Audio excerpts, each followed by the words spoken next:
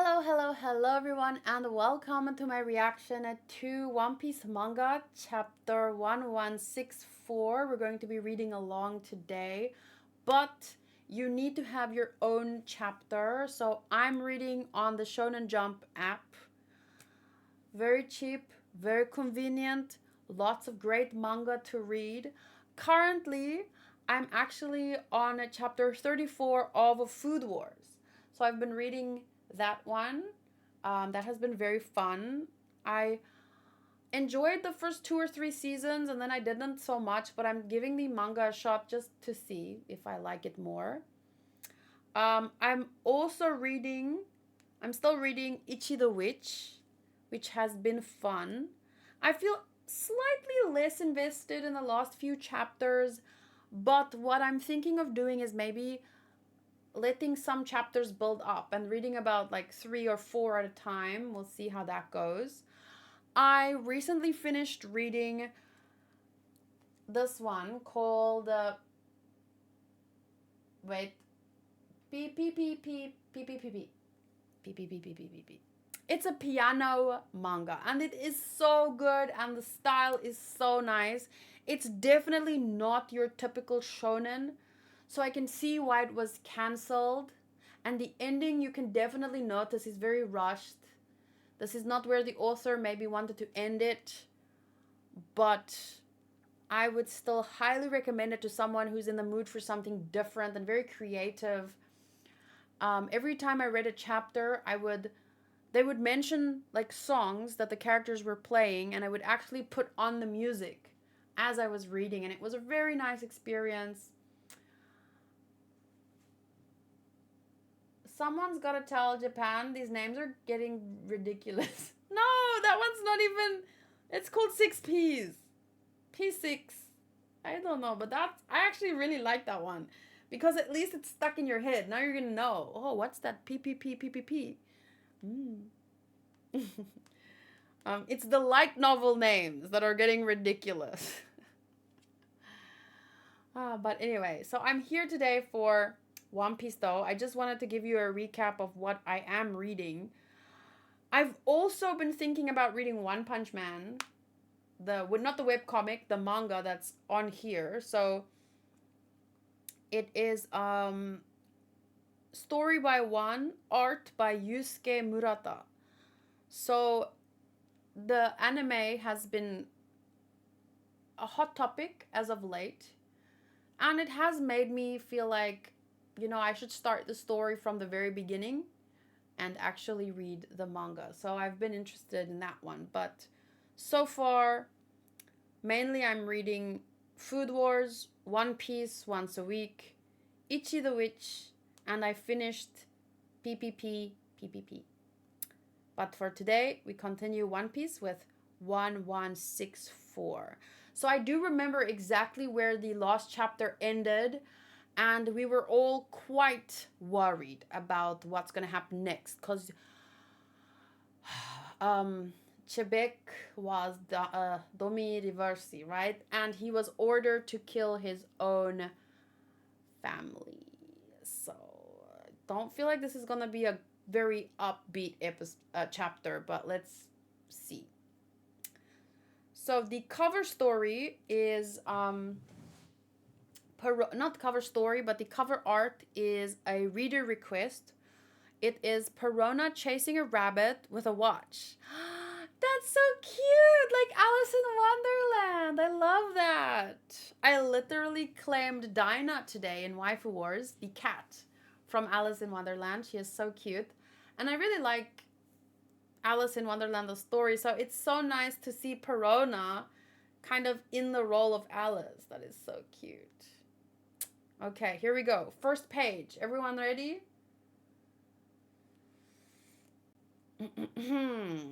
So, I think that is Rox literally screaming in pain, horror. And someone asking, what is it, Rox? Did our attacks do nothing to that spider? And then we see expressions from Garp and Whitebeard Kaido and the Big Mom asking, what is going on here? Persistent thou art. Don't downplay the power of humanity, monster. Ooh, I like that line. Davy D. Jones was once the king of the world. Oh? Okay, I'm screenshotting that. He seems to be holding on to his almost, it's, sorry for this example, but almost like when the Saiyans turn into Ozaru, but then they can keep a grasp on their sanity. Okay, Davy D. Jones was once the king of the world. Silence! He was never king. Not for an instant.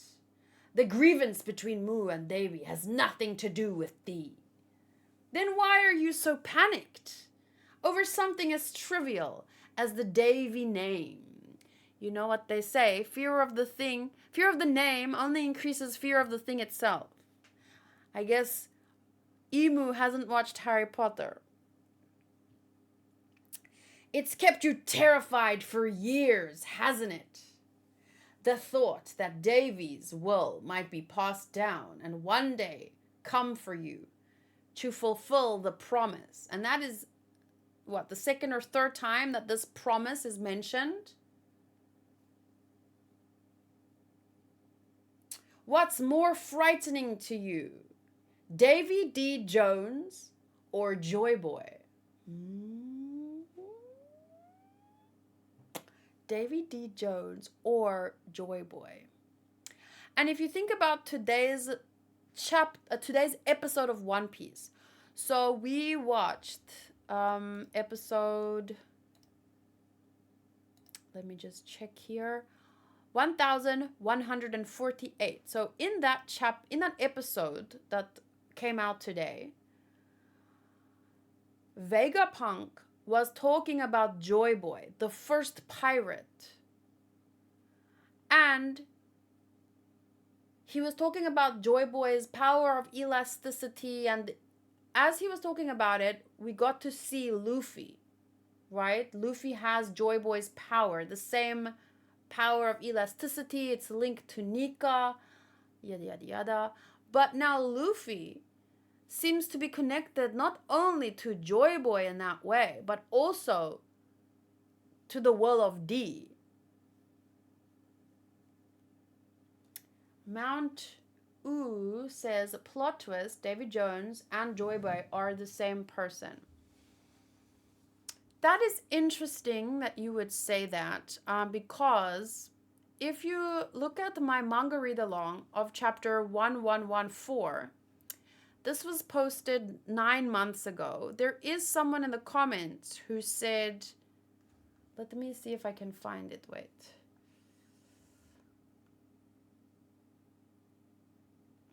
Wait, was it on this video or where was this? Someone mentioned something about Joy Boy and the Davy D. Jones.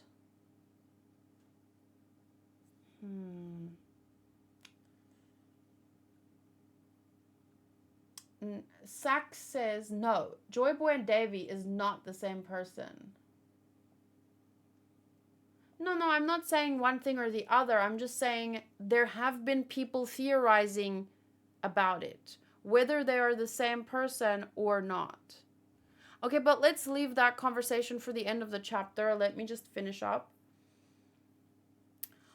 So, Chebek says, what is more frightening to you, Davy D. Jones or Joy Boy?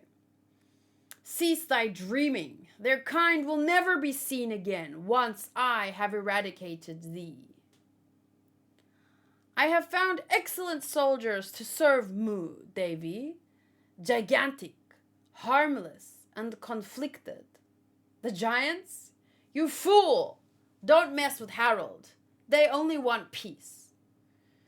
Indeed, a golden opportunity. Such a willing puppet of a king will never come along twice. No! Just like thee, in fact. Now, stop wasting time and bring an end to the dream of Davy.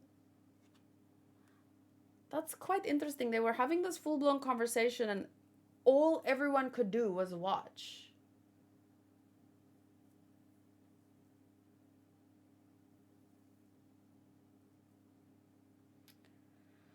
Okay, so then there's big doom sound effects, more screaming. Huh? Rocks? What did it do to you? What happened up there? Damn it, I'm going to disappear. Huh? End Davy by thy own hand. Erase all life that was involved with God Valley. Did you get bigger? I'm not gonna say it. All of you move it. There is blood that must be erased from history. And then he attacks Kaido first. Rocks, what are you? And then he smashes his head into a wall. Damn you, Rocks! Are you turning on your own people? You guys need to calm down just a smidge. I'm still reading. And I know you've had this chapter since Tuesday, but just wait with the theories like a minute for me. I'm not reading it because I know you're overexcited, but let me just finish the chapter. Okay, so he beats up Kaido. He beats up Big Mom. Is that all we are to you, Rocks? Impediments? Yes. And then he clashes with Whitebeard.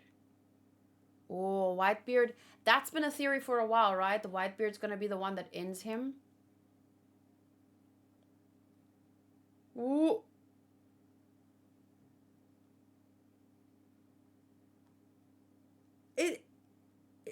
Did it just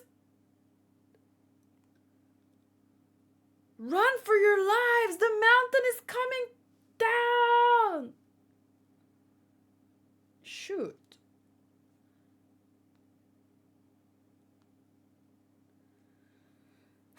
So then he runs. What did they clash and then like split apart?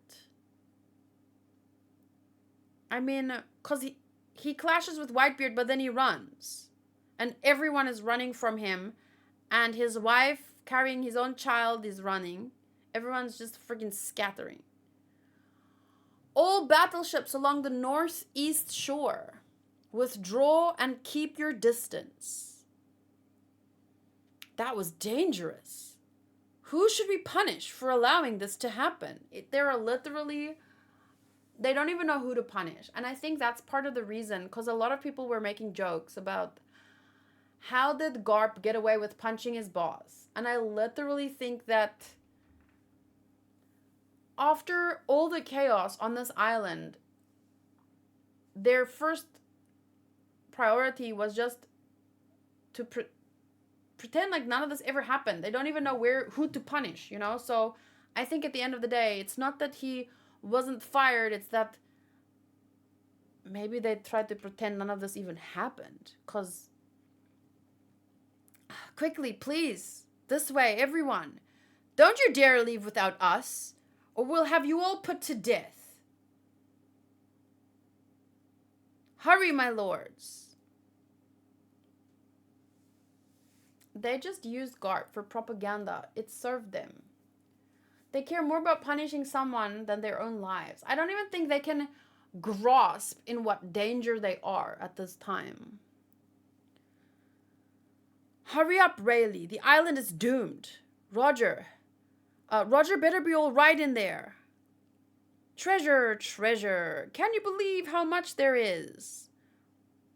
Whoa, it's a dead end. I wonder if there's like something symbolic about all this chaos going on around them, but the majority of, at least the less strong pirates, they're distracted by the treasure and stuff. So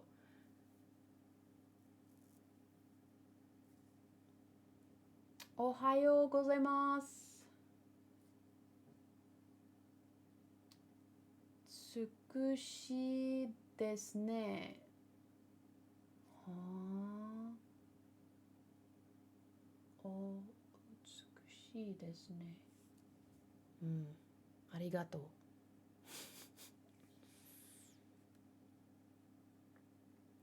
It kind of makes me feel like there's so much chaos going around our lives. Like in a microcosm and macrocosm kind of way. Like there's a lot of shit going on around us in our own countries, but also in the whole world.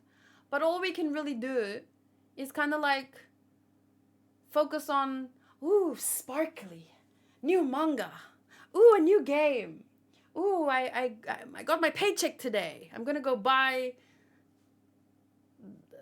Pokemon Legends Z2A. I kind of got that feeling. I don't think that that's maybe what it means, but it reminded me of that. Like there could be so much shit going on around us, but for the majority of people, we can only see about 3 meters in front of us. That's actually like it's not a criticism, it's just an acknowledgement of why people in power can get away with as much as they do, because we can only see 3 meters in front of us. And once again, not the criticism, just something that ends up happening because we lack that level of power and because let's say you don't distract yourself with work, you can't pay rent. Let's say you don't distract yourself and you watch the news all day every day, you'll get depressed. So I mean, there's like a balance that needs to be met. But yeah, it doesn't mean we should not watch the news or not go to work. I'm just saying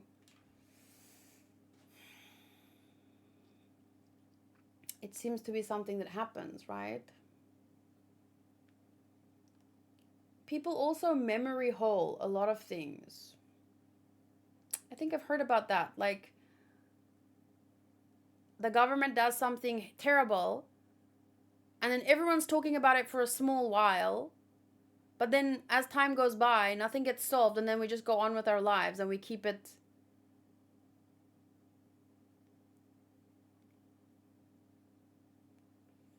That feels like, wow, one hell of a stretch, but okay. Damn it, I can't save even a single baby. Where did he go?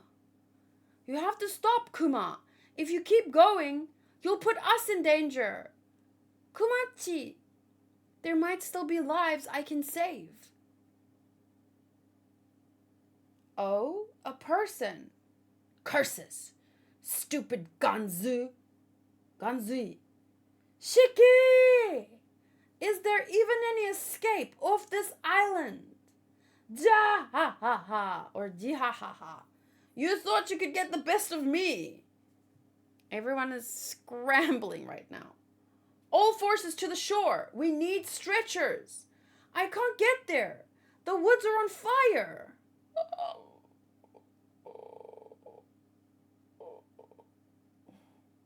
You look just like who? Just like who? So, you've lost it then. I'm sorry, dear. You had to face off in order to save us. But it was too early, wasn't it? Oh, Teach. We'll jump into the sea. We just have to swim. Whatever it takes to keep the Davy blood alive. You have to survive, no matter what it takes.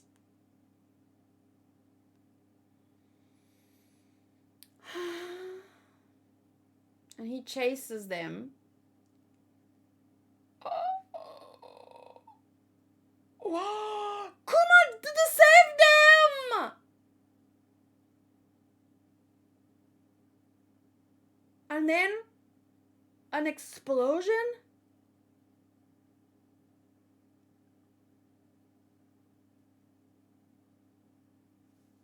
Okay, yeah.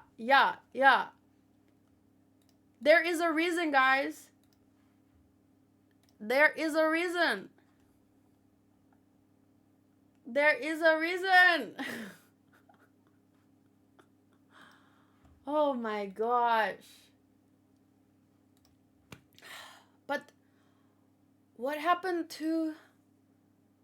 Maybe? Okay, so they were literally running this much ahead, and they were gonna jump into the ocean and maybe die from landing on rocks or whatever. And I don't mean rocks, the character, I mean actual rocks in the ocean. Because when you jump off a cliff, you don't necessarily land in the greatest place. But thankfully, Kuma was looking wherever he could to find one more life to save. One more life. And that kind of reminds me of some Fate themes about one life to save, you know?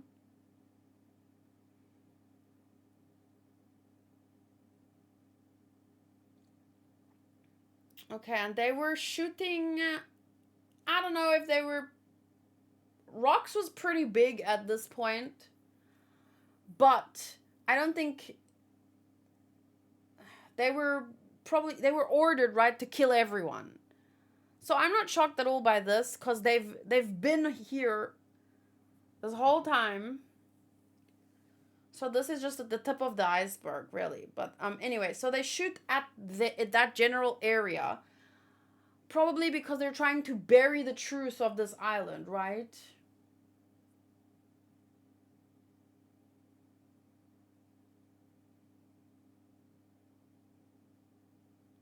I'm disappointed they went with the easiest, most boring way to save them. But Vazu says, I found it was quite symbolic. Kuma having the pose of liberation, saving Joy Boy. Joy Boy / Luffy on Shabondi, and the Teach / Davy here. Ah, yeah, true. Konnichiwa. Hiragana, お願いします.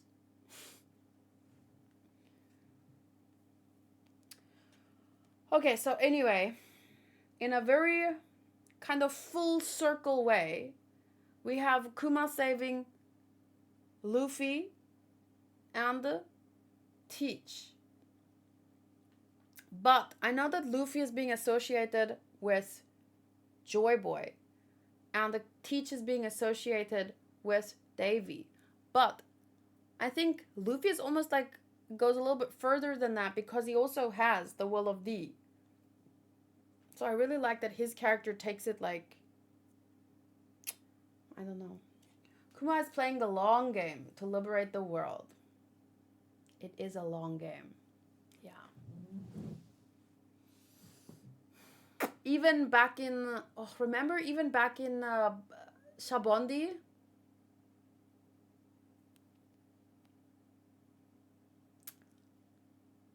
Hachi?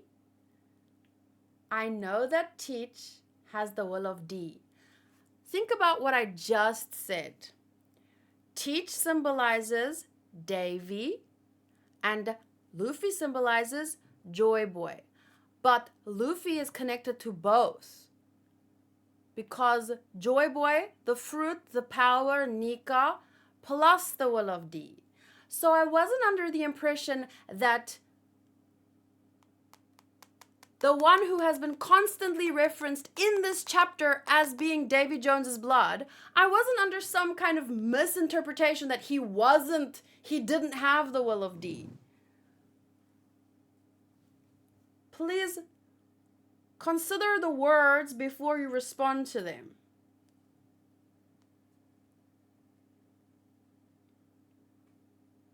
So anyway, page 15. Continue, Davy. Snuff out every light of life left on this island. Hurry up, Vice Admiral Garp. There's no time. No, you hurry. How many are still on this island? Where are you now, Roger?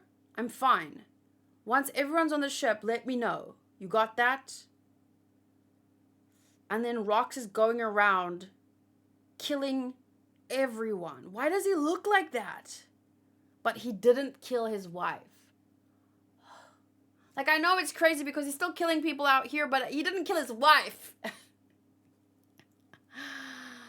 Oh, are you kidding me?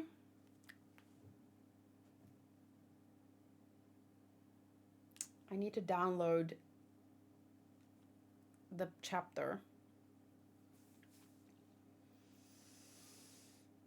Why did you guys think she didn't know that? Because they're over keen. I dared say something about Luffy, so we needed to re-emphasize that Teach is the important one. I don't know. I'm trying to imagine why you thought I didn't know that. After it's literally been the focus of the chapter. Get out of here, Rox! Eh? What is... Look what a mess you are. Can't let you go after my crew. Roger! Oh wait, is that in his mind? Is he like conscious? No! He's like conscious underneath that! They can hear him! Roger can hear him! What is that voice? Help me. Why do you look like that? Please, just kill me.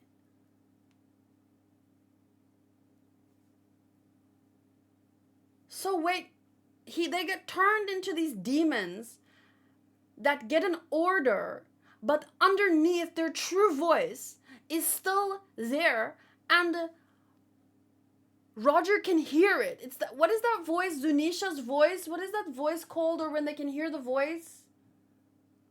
The voice of all things, like Momo and Luffy. Yeah. So that would mean Imu cursed Zunisha to walk the earth forever. So Zunisha physically cannot stop. But under the mind, inside the mind... Oh, but that is so... That's actually almost worse. Because... you are consciously aware of what your body is doing, but unable to stop it. Yeah, I think Garp hears it too, but it's less obvious that Garp hears it. But yeah, it definitely.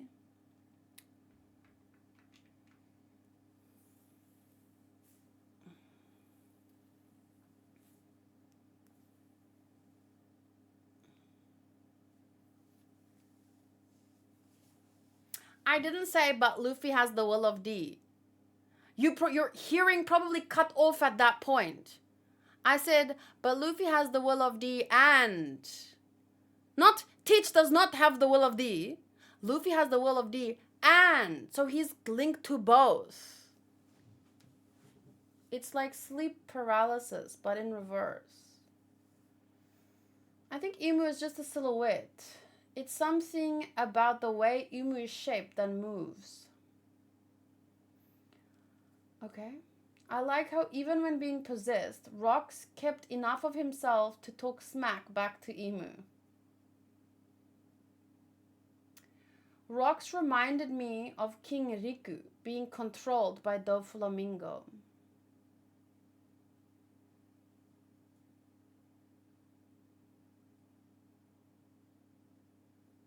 The will of D is the will of the half moon people. What are you saying about the half moon people? What is that based on?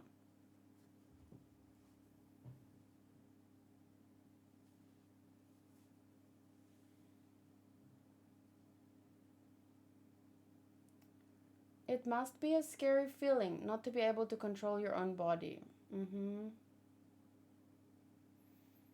The Harley from the mural. Let's take a look at that mural again. One Piece mural. The link between Davy Jones and Joy Boy is still unclear. could be the same, could be rivals. Could be that Davy D. Jones came first and Joy Boy came second as the world was reset twice. I agree, but in this chapter, I do think it leans more toward it being two different people. So I'm just gonna Google One Piece mural.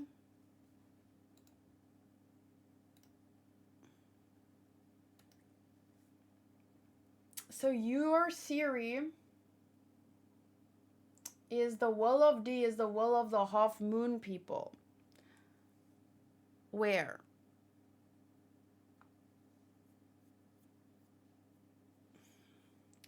Subete ga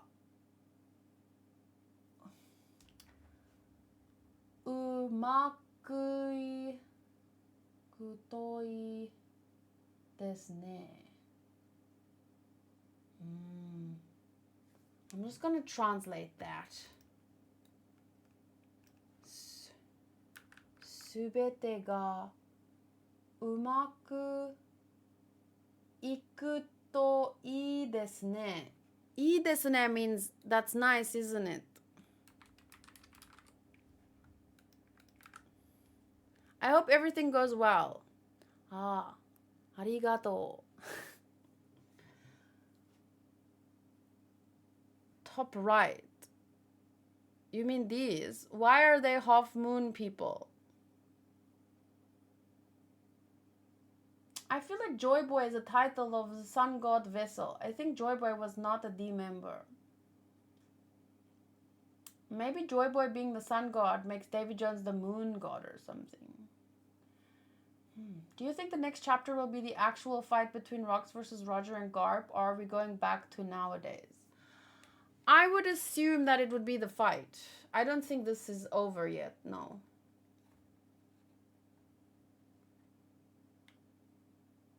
Check the text. Oh, shoot, where? Where do I check the text? Booty, I think it's gonna be impossible for me to not find out who is Shamrock's VA, since I've already been told now 3 times about Shamrock VA, Shamrock. So I'm just gonna look it up. Where did you post it, Modru?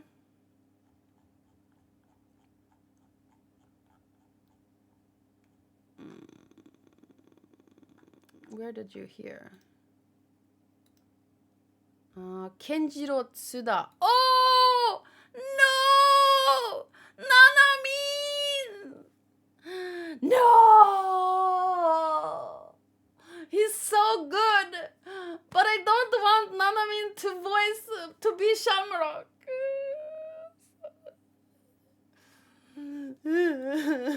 But so perfect, but so sad. But he's really good at doing, like, overhaul. I mean, he's gonna be perfect. Perfect. But it still hurts my heart.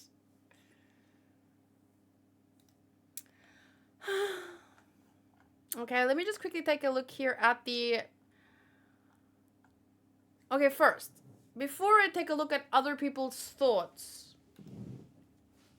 Oh, by the way, I'm sitting on an exercise ball, so you will hear squeaky noises every now and then. Before I read people on the Discord's thoughts on the chapter, before I read more of your thoughts, I have to say, sometimes it's a bit of a struggle because you guys read the leaks and then you spend days coming up with theories, reading other people's theories, arguing about theories, and then you bring it into my streams and I'm three pages into the chapter and then people are already, you know, throwing out their prepared theories and stuff. So I'm not gonna lie, it's a bit difficult. And it's part of what I wanted to avoid, which is why I started to read the manga chapters, because I wanted to be caught up with everyone and to theorize together. And even now that I'm caught up with the manga, I'm still not really getting that, because people come in here with prepared theories, so we're not really getting the same experience, but there is literally nothing that I can do about it. and I'm not going to read the leaks. So I'm just giving you kind of the feeling that I have when I read your pre-prepared series. It's not the problem, but it is kind of frustrating. Now, regarding today's chapter, I'm just going to recap it in my mind. So,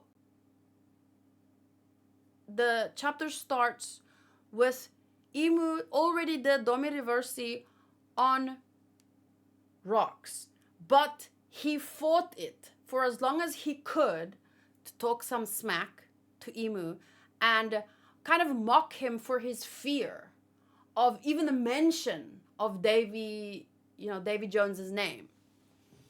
Plus, he asks the question, who do you fear more, Davy or Joy Boy? Plus, he once again mentions the promise, which is interesting. But then, I'm literally recapping to see how much I actually sunk in. But then, Imu is like, shut up. I curse you to kill everyone on the island. Like, whatever. Something like that. Then Rox attacks Kaido, attacks Big Mom, attacks Whitebeard.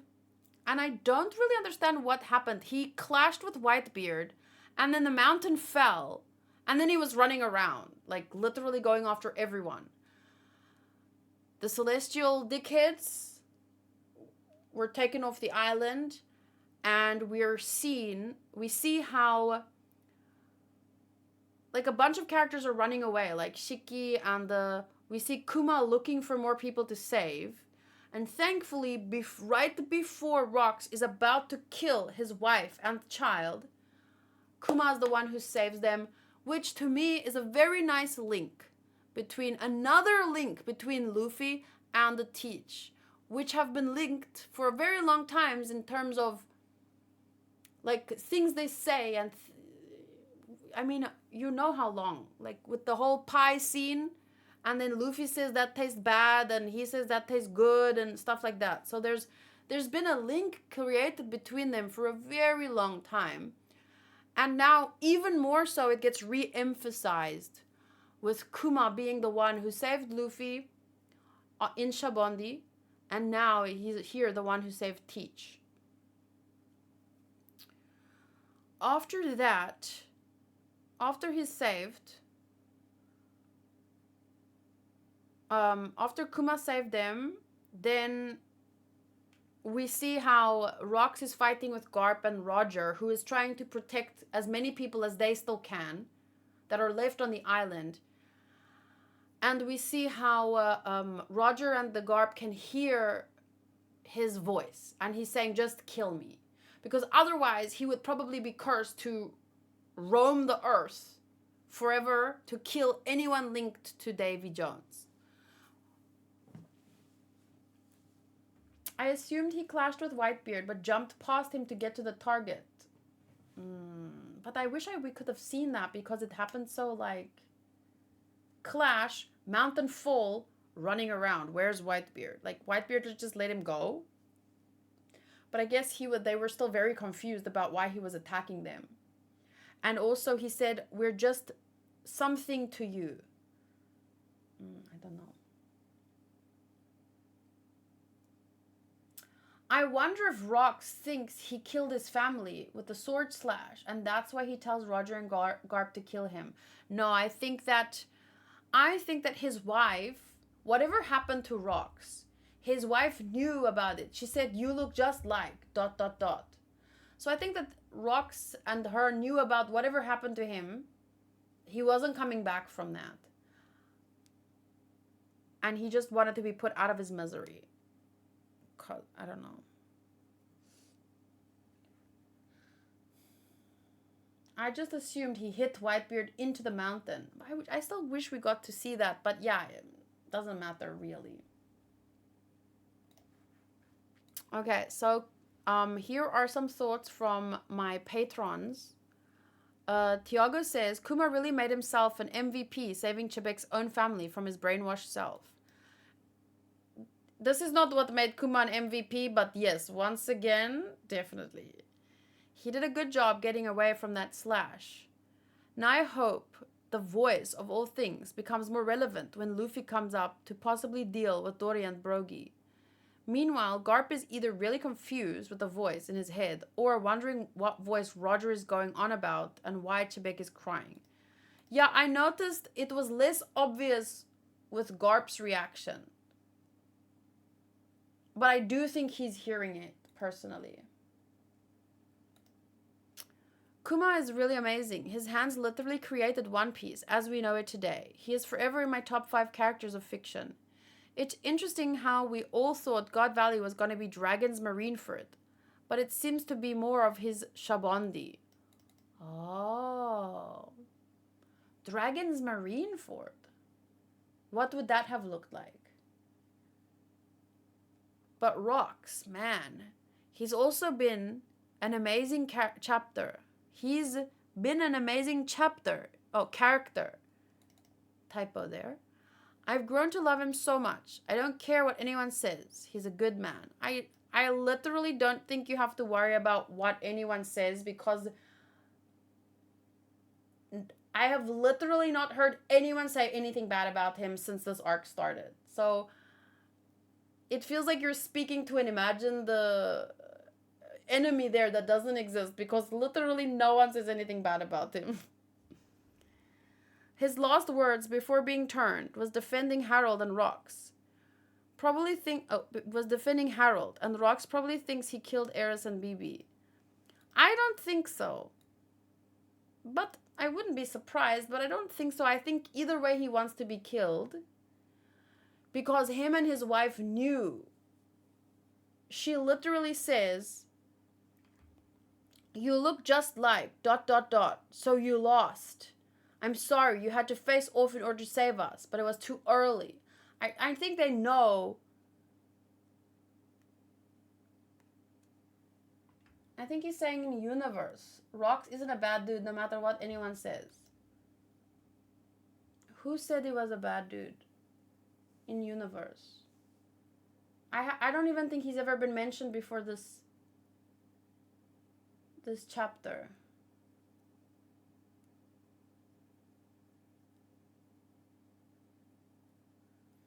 It's not a theory, but it was a funny idea from some people.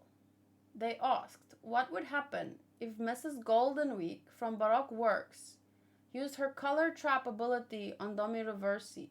I highly doubt that something as simple as hypnotization could overpower a curse from Emu.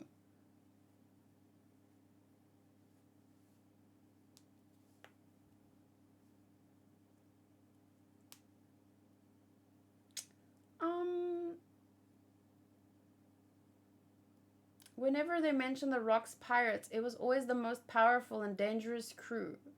I'm assuming that's what he means.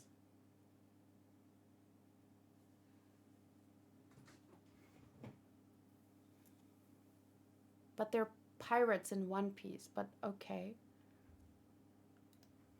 I haven't really heard that, but sure. What a tragic way to go. I guess Sengoku was right in the end. It did go down 2v1, Roger and Garp versus Rocks. I think Garp knows because he's a D. Might be something all D can have. Kuma saved one person too many.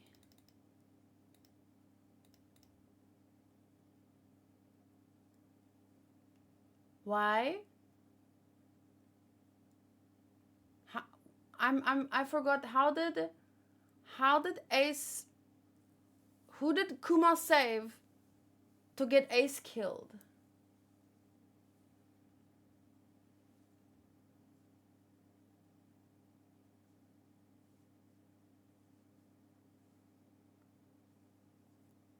Oh, images. Oh.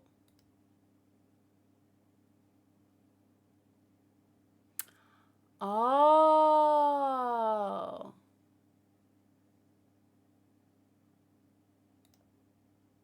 But So that was referencing, we all thought God Valley was going to be Dragon's Marineford, but it seemed to be more of his Shabondi. But my question, I understood the Shabondi part, but what is the Marineford? It still doesn't make sense.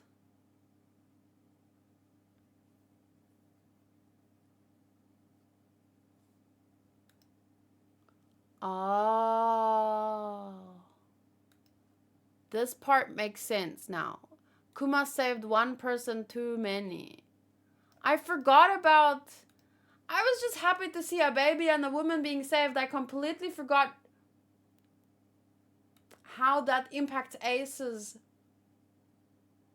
It's the flap of the butterfly's wings. I see. But yeah, I mean, 100%, no one's actually blaming Kuma for Ace's death. That's why I was so confused. Like, how the fuck is Kuma linked to that? And I didn't realize the baby that he just saved, like, I had to connect all those dots to get back to that point. This flashback is really making me forget all of One Piece outside of this current flashback. Okay, not all of One Piece, but you get what I'm saying. For God Valley to be Dragon's Marineford, wouldn't that require Garp's death if they were assuming Dragon would be the Luffy of this arc? Yeah, I don't know what that means, and I'm not going to overthink it because... Anyway, I don't think I can say the same thing of Oden and Momo. Unless they were hiding a blood connection really well. I lean towards Garp not having the ability to hear the voice of all things, mostly because he's been alive all this time, and I don't recall any hints to suggest that he has that ability. Well, I mean, we don't get to see him that much. Take all the time you see Garp, put it into... It's for like 3 episodes of Garp in 1,000 episodes of One Piece or something. I think it would be funnier if Garp was confused about what Roger was on about. That is true. That would be kind of funny. Also add Zunisha, Emmett, and the Three-Eyed Tribe into the mix of things relevant to the voice of all things. I forgot about Momo. It would be funny to see Roger have to be the translator for Garp. I also saw a theory connection that Roger wins this fight because he gets a strength boost protecting his crew. Gaben is nowhere to be found, and Rayleigh is worrying about Roger. It seems like they might come to help him, and Roger has to end up protecting them.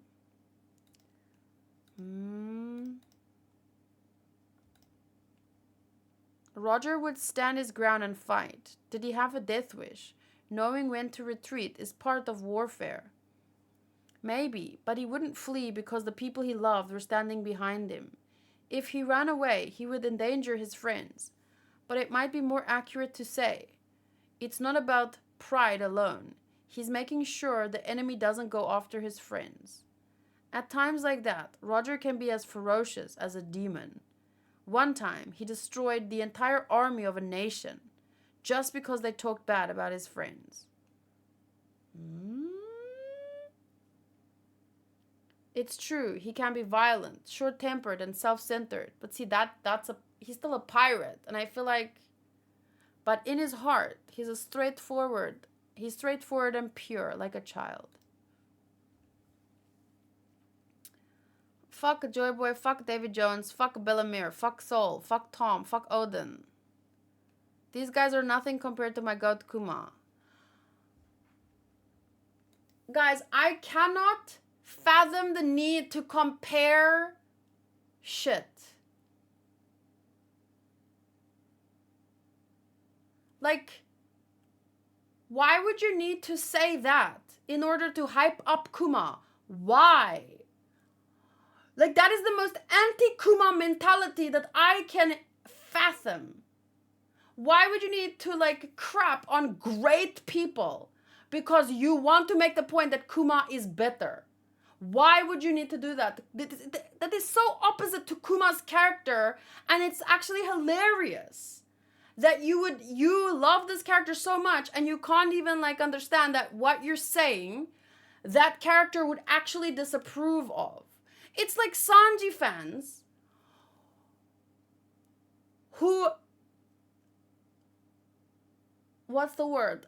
Like bow down to Sanji's greatness, but then they shit on a woman for oh, maybe you're thinking that not everything Sanji does is perfect. It's like, do you even realize that it's just funny? Sanji would defend me, even if I disagree with something he does, and you attacking me for it, like Sanji would actually choose my side. I just think it's so funny when a person loves a character, but then they go completely against the will of that character, their whole being. His logic doesn't even work because the only reason Kuma does what he does is because of how much he looks up to Joy Boy. Why do people do this? It shows such an absolute lack of comprehension of the literary fucking existence of this whole story and its characters and its purpose. And I'm just stringing a bunch of random words together now because I'm frustrated. But yes, literally that. Kuma's whole personality, his parents raised him to be the kind of person that he is in light of who Joy Boy is. So like, good people are good people because of good people. You can't be like, fuck that good person, this good person is better. No, because it's so weird. But anyway, not really a problem. Probably not even something they thought twice about saying. Like, maybe they literally don't even realize how nonsensical that is. But I just wanted to point out the silliness. Top level elite silliness. I think Garp acted like he had heard the voice of all things before. The scene, Chebek was talking to Garp and Roger. Roger acted surprised, and Garp didn't act surprised. To be fair, Roger acted in a similar way when he heard the Sea Kings. Never mind then, I was thinking you had an idea of a hint before the flashback. No, it's just the impression it gave me in this case. The two sovereign meeting, we were think would be Luffy and Shirahoshi or Luffy and Momo. It seems that it's referencing to Luffy and Blackbeard, Joy Boy and Davy Jones. That is in the tree mural in Elbaf. Some people think that One Piece is following the Naruto end path, with Luffy and Blackbeard joining forces to fight Imu, like Naruto and Sasuke against Kaguya. Even more if Imu turns out to be from the moon. I don't really remember Naruto. Well, that's a good link. Kaguya and the moon stuff. That might be a link. Everything else is just like typical shonen stuff. I don't really remember Naruto in that well, but I think Naruto and Sasuke fight after their fight with Kaguya. But if Blackbeard kills Shanks before, there's no way Luffy will join forces with him.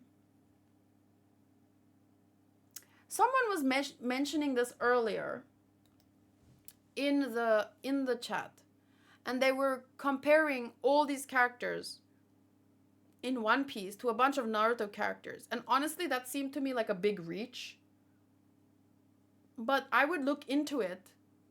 But I need to see a visual, not just a bunch of names that you're saying that and that and that and that. But I wouldn't be surprised, because like even the Naruto ending and like it kind of reminds me of themes in various stories. Like even the Matrix.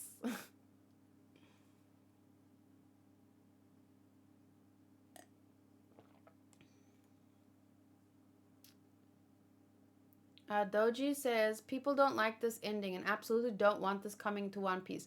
If you remember from my reactions though, I love the Naruto ending. Maybe Oda wants to try something like that, but he wants to do it right, because a lot of people dislike the Naruto ending, but I liked it. I wouldn't mind to see that ending done a different way, because it's not something that is exclusive to Naruto either. I think it's a theme that happens in a lot of different stories where the bad guy wants everyone to become one. You know?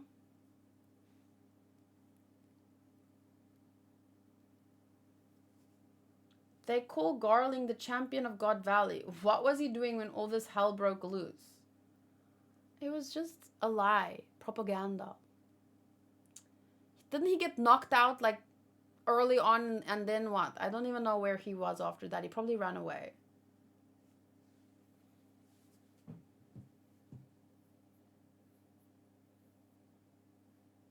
People are making things up to be mad about. Regarding what? Hi, Odinoko. People forget the reason Naruto's end got so much crap, which was a collection of things. Okay, well, we shouldn't delve into that too much then. One Piece, chapter 1164, and Naruto ending spoilers. Okay, so this is the comparisons. Imu, Kaguya, Davy Jones, and the Joy Boy. What Joy Boy is this?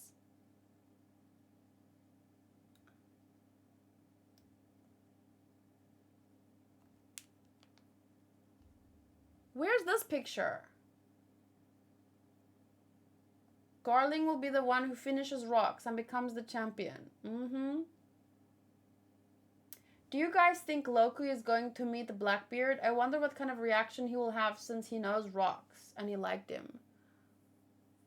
I want Loki to join Luffy. I like...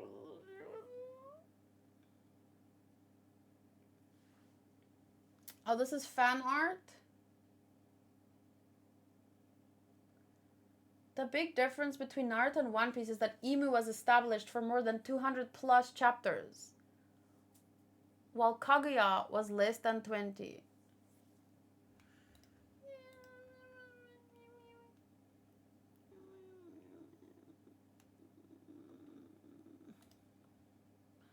In chapter 1115, Law's crew was able to hear Luffy's voice. It looks like if the user can hear the voice of all things, he can also use it in others that can't usually hear it, because I doubt random people in Law's crew would be able to do it. So maybe Garp can't, but the rocks can make him hear it anyway. Hey, somebody is down there. Is it a person? Wait, isn't that Straw Hat? It's like we could hear his voice, even though we're underwater. Let's worry about that later. We've got to save him. Can you please check chapter 1138, last page? I can do that. 1138. Last page. Oh, you mean the mural. It says the first world. Within the earth there was fire. Mankind succumbed to greed and touched the forbidden sun. Oh, like Icarus. The enslaved prayed, and the sun god appeared. The earth god raged, and with its serpent of hellfire, shrouded the world in death and darkness, and they will never meet. The sun god appeared, the earth god raged, and with its serpent of hellfire, shrouded the world in death and darkness, and they will never meet. The second world. The first world. The second world. Within the void, there was breath. The forest god tamed demons, and the sun spread the fires of war. The sun spread the fires of war. The forest god tamed demons, and the sun spread the fires of war. That doesn't sound good. Those of the half moon dreamed. Those of the moon dreamed. Man killed the sun and became God, and the sea god stormed, and they will never meet.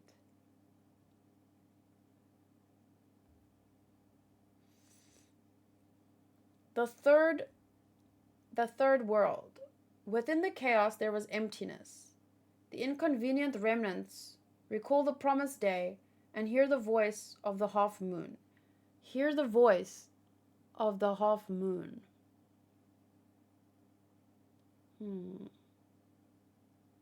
The sun god dances and laughs, guiding the world to its end. The sun returns and brings a new morning, and they will surely meet. So what about that? I wonder if Joy Boy was also a villain at some point. Could be. Could be because 20 different kingdoms or something united to defeat Joy Boy, right? So was said. But then afterwards, one left. Why? Why did they unite? Why did one leave?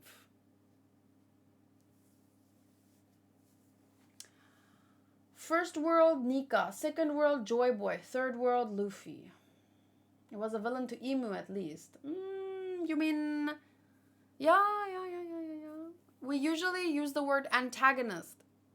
Villain almost seems to be more a typical concept of a villain, as we can all see in anime usually. And then you have antagonist, which just means the one who stands against the protagonist, right? So it could be if the protagonist is a villain, like Emu in his own story, then Joy Boy would be his antagonist, or basically a villain to him, I guess. Nefertari united with them and they were kind of good. But then they left afterwards. So what happened? Why did they then leave? Maybe they united for a good cause, but then they took it too far or something. Why are people theorizing that half moon means D?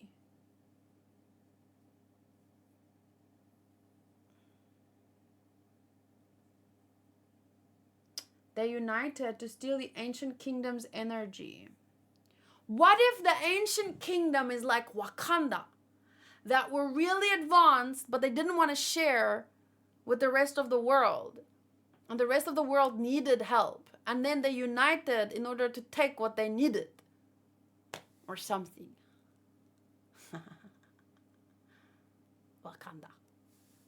Wakanda forever. 20 kingdoms were lied to about Joy Boy's intentions and teamed up and killed him, and one kingdom realized they were lied to and branched off. Maybe. There was a cover for Richie where we see the moon. If you cut the moon in half, it's shaped like a D, LeMayo. Okay, let's read that again with that in mind. Within the earth there was a fire, mankind succumbed to greed and touched the forbidden sun. Wait. Can we visualize this? I know this is going to take such a long time, but let me do it anyway. So forgive me for this. So, okay, let's say the first line is, within the earth there was a fire. So let's say this is the earth. So within the earth there was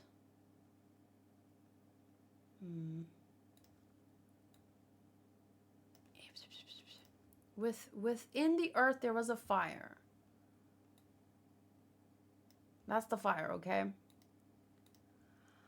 Mankind succumbed to greed and touched the forbidden sun. There's a forbidden sun. And mankind succumbed to greed. So we have this visual of within the earth there was a fire, and mankind succumbed to greed and touched the forbidden sun. So I don't know how to symbolize mankind touching the sun, but okay. So they touched the sun. I don't know what that means. The enslaved prayed, and the sun god appeared. Oh my god. So they touched the forbidden sun, and then the sun god appeared. I'm literally trying to link the words. So they touched the forbidden sun, the enslaved prayed, and the sun god appeared. So they touched the sun, but then the sun god appeared. I don't even know how to. It's too complicated. The enslaved prayed, and the sun god appeared. So Jesus. I'm kidding. The earth god raged, and with its serpent of hellfire. So we have a sun god, we have an earth god. Raged. And so what is a god in this context? The sun god appeared, and then the earth god raged. So let's say this guy, he was angry.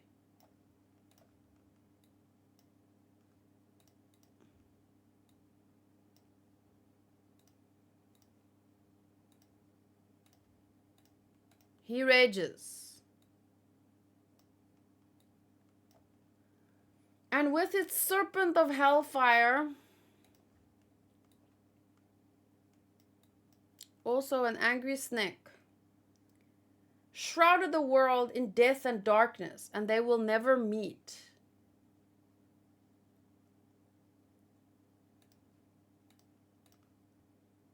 Okay. So that's the first world. So then, shoot. Okay, let's screenshot that, because now we have to do the second world. I like Oda's mural more, huh? I'm kidding. It's not even an attempt at a... Okay, so let's say new. So then the second world, within the void, there was breath.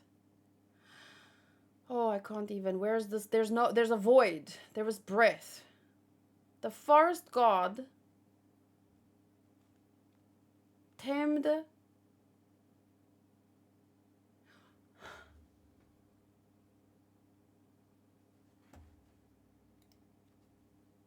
Question. This is split into 3 parts, right? The first world, the second world, the third world, right?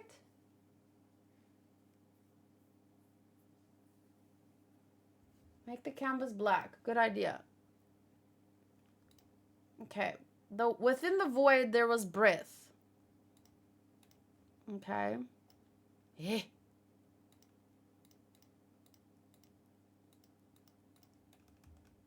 Okay, there's the void, there's the breath. The forest god tamed demons, and the sun spread the fires of war. So there was a breath, and then a forest god. The forest god has to be green. No. Stop that. Okay, the forest god tamed demons. Tamed demons. How does that look? So, I'm just gonna make it like this. Tamed demons. Demons. No, I'm joking. The forest god and the sun god spread the fires of war. So, the sun god... Who am I, folk? Why would the sun god spread the fires of war if here the sun god did what? Appeared.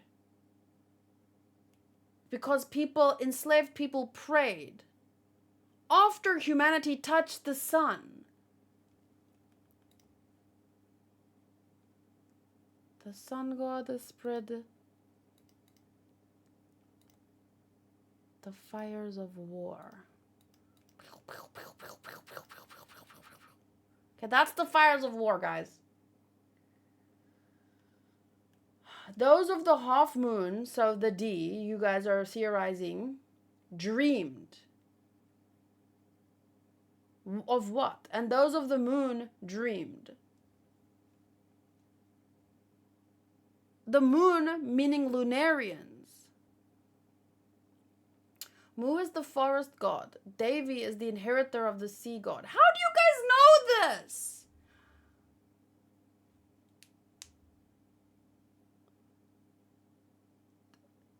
Those of the moon dreamed. Man killed the sun and became God. So, meaning the 20 families killed, what, Joy Boy? Ah.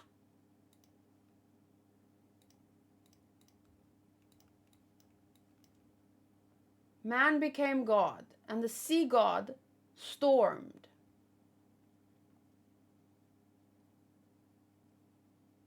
And they will never meet. What does that part mean? Who will never meet? Well, I mean, of course it's theories, but my question is more so like, what is that based on? Because no one knows, because the next chapters are only in Oda's mind. But like, people say it with so much conviction, and they don't even like attempt to explain what the fuck is it based on. The fires of war is definitely a code for rebellion.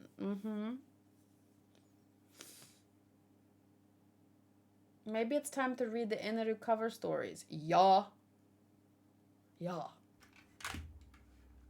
People use technology to tame power of the sun. And vessel of this power could not handle the power. So when he awakened, he lost his mind, and the sun god was running wild. Like the Soan's users in Impel Down. The Iron Giant apologized to Joy Boy for failing to make him king. Does that imply he wanted to be king of the world? I don't know. I wouldn't take a word. Wait, is that who is that? And the Iron Giant? Who that? And there's Laboon, and there's the Lunarians. Oh my god. Everything comes from this.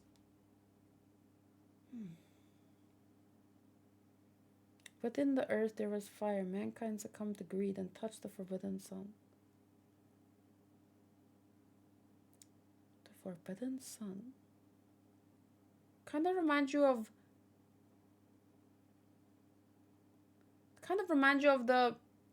the fruit that Adam and Eve ate the forbidden fruit, touched the forbidden sun. The enslaved prayed, and the sun god appeared. The earth god raged, and with its serpent hellfire shrouded the world in death and darkness, and they will never meet. What is the theory behind they will never meet? Who is they? I think Frankie is a part of the mural, or something is being hidden behind the mural. And maybe that's another reason why people are linking it to Naruto, because of the tree. The first devil fruit was the Nika fruit, I'm guessing. Maybe. Oh, Davy and Joy Boy. That's the theory. They will never meet. But in the end, they will surely meet. So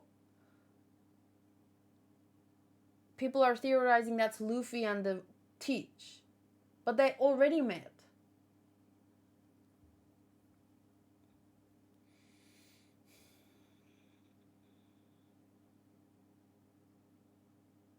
Within the void there was breath. The forest god tamed the demons, and the sun spread the fires of war. So, the rebellion. Those of the half moon dreamed. Those of the moon dreamed. Man killed the sun and became god, and the sea god stormed. And they will never meet. Within the chaos there was emptiness. The inconvenient remnants recall the promised day, and the inconvenient remnants are people that are inconvenient to Imu. Remnants like Kuma and the Bonnie and Luffy and the Teach. They're all remnants that he wasn't able to finish off. Or it. The promised day, and the promised day could refer to what rocks kept saying about the promise and the promise. And hear the voice of the half moon. Hearing the voice of the half moon. The sun god dances and laughs, guiding the world to its end. The sun returns and brings a new morning, and they will surely meet. What you're reading would have to be the past and not the present.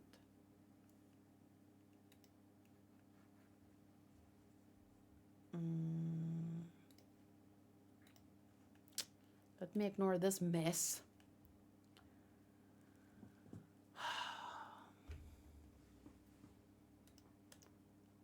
To me, it was not really a big deal. Garp hearing the voice of all things. I expected Dragon to be able to hear it too.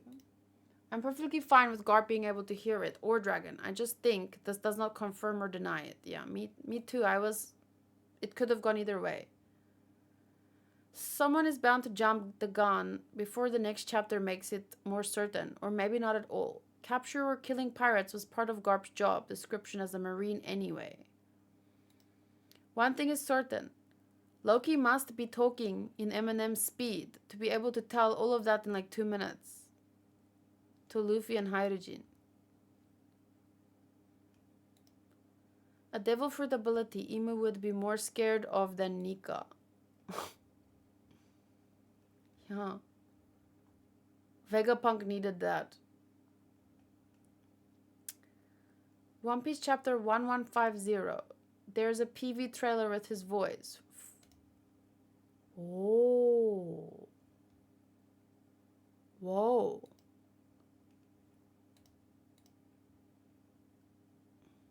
One Piece God Valley story. Roger and Garp versus Rock Pirates. So this is where it was hinted at. Or foreshadowed rather. Danny says, I love you, One Piece. So much mystery and adventure. Yup. So, the Rocks Pirates were a gang of unique characters who gathered together.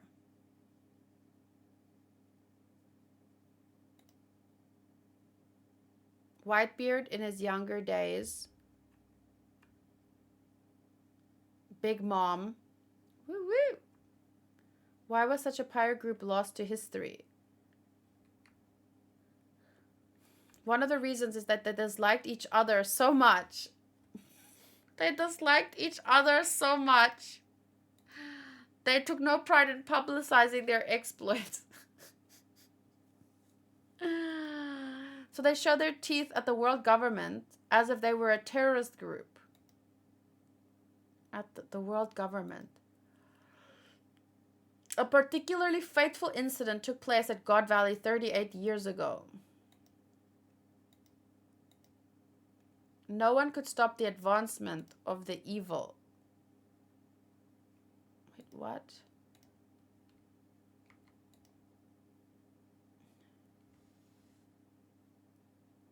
Strongest rock pirates were annihilated on that island.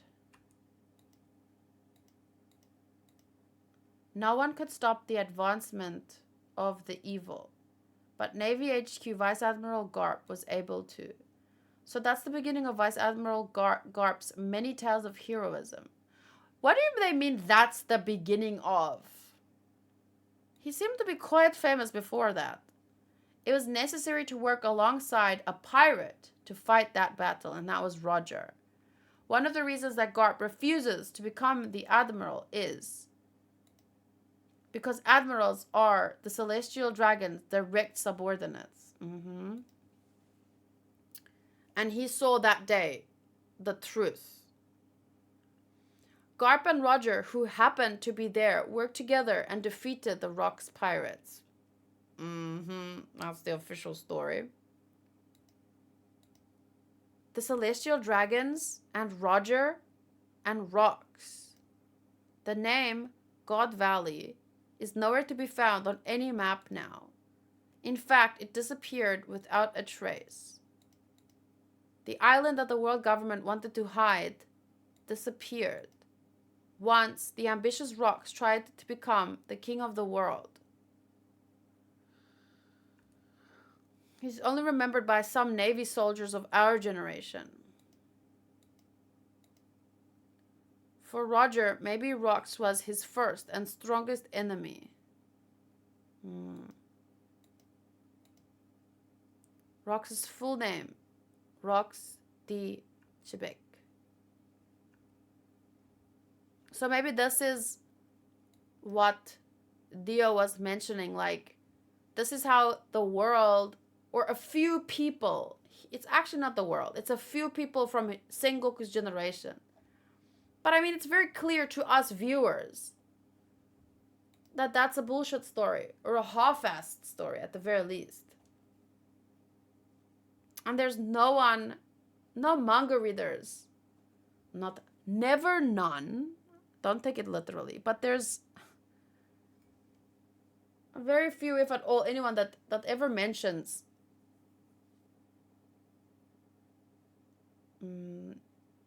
anything except how much, Rox is loved at this point. We have spoken about that before, Camille.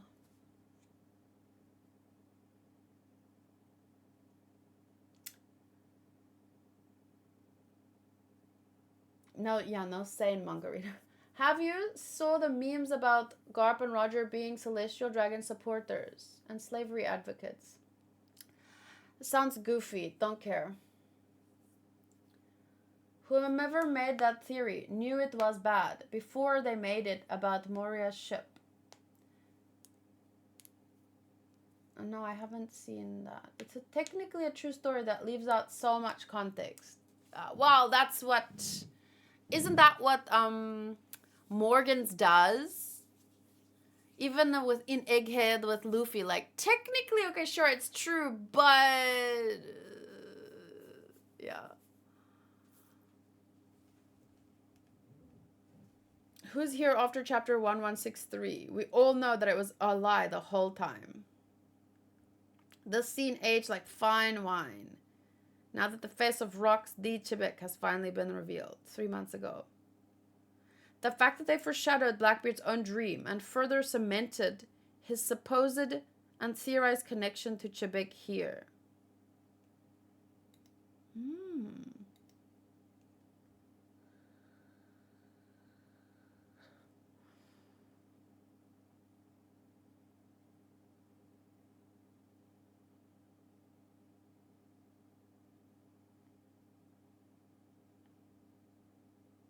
Are you interested in seeing the volume preview that has Shamrock's voice? No, not at this time. I'm a bit tired. No, I'm not gonna watch the live action. I have way too much anime and manga to read. It's like, I'm not gonna start reading Game of Thrones until the last 2 books are written and published. Because what's the point for me? I don't want this to... I've already watched the stories, the series. I'm not going to read the whole books to something that might never have an ending. I don't really see I like the first season of the live action. It was nice to revisit that part of One Piece. Ow. But I don't think that they could complete it, and I'm having enough difficulty keeping up with all the theories, all the manga I want to read, all the anime I want to watch, so I just don't have the time. Did you see the One Piece heroine design for Robin and Nami? No.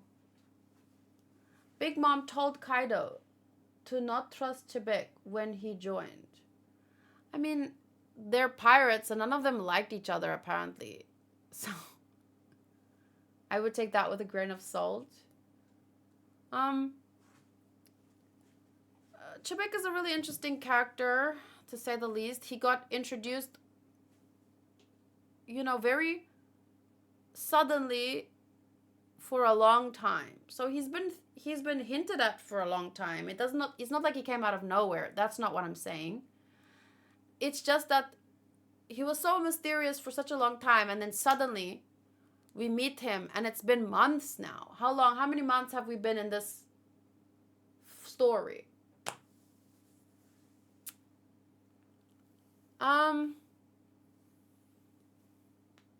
So we've learned a lot about him in this time, but it's, considering the majority of the world that we've seen up to now, it's still like a drop in the bucket. He's done things that we were told about that we didn't see, or we don't understand why. But the stuff that we have seen has been mostly good, right? What have we seen? I mean, at least the words that he says, it sounds like stuff that you want the hero to say. And I'm not calling him a hero, but it's very positive. Even in this chapter, what did he say in this chapter? Let me see. I remember going, ooh. Oh, don't downplay the power of humanity, monster. So like he says all the right stuff, and he cares, at the very least, he cares about his family. But there's still so much like that we don't know. And now it's over. So it's very frustrating in that sense. Like,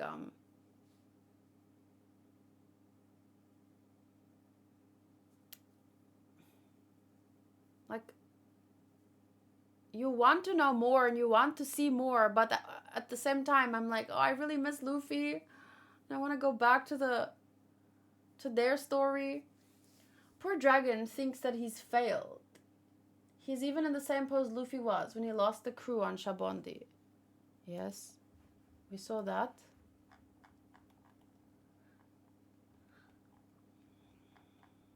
Here.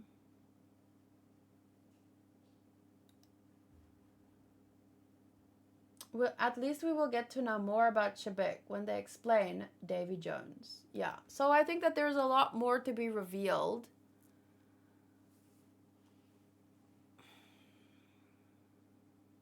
But I think, yeah. You think what? Oh shit! It's 12:30. Oh shit! I just want this. What? I just want this. You want my water? Yes. I'm thirsty. I've been talking for 2 hours. So drink that water. But it's a baby bit of water left. Why are you stealing my water? Get your own water. No, I'm joking. You can. Oh my god, you're really downing it. I'll get new water for the room. No, excuse me. You took my water and now you're saying, and you drank it in front of me, and now you're saying I'm gonna go get myself more water. No, you'll bring me water. You stole my water. He's always telling me you should drink more water, and then he steals it. Huh. One thing to wonder, why did it? Top man Warcury, godhead of justice, raised the issue about a lot of people living in Lelouchia when they slaughtered an island every 3 years.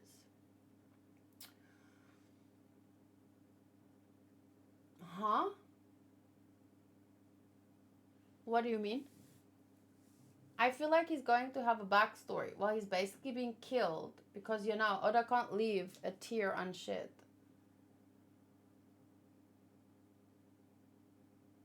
This flashback might be the length of Odin's flashback. We still have Harold and Loki's story left. Do you think Rox is a good person or not? Why do people keep asking that question? Like, why are you... You have your answer. You only want to hear one thing. So, whatever you want to hear... Just look in a mirror and say it.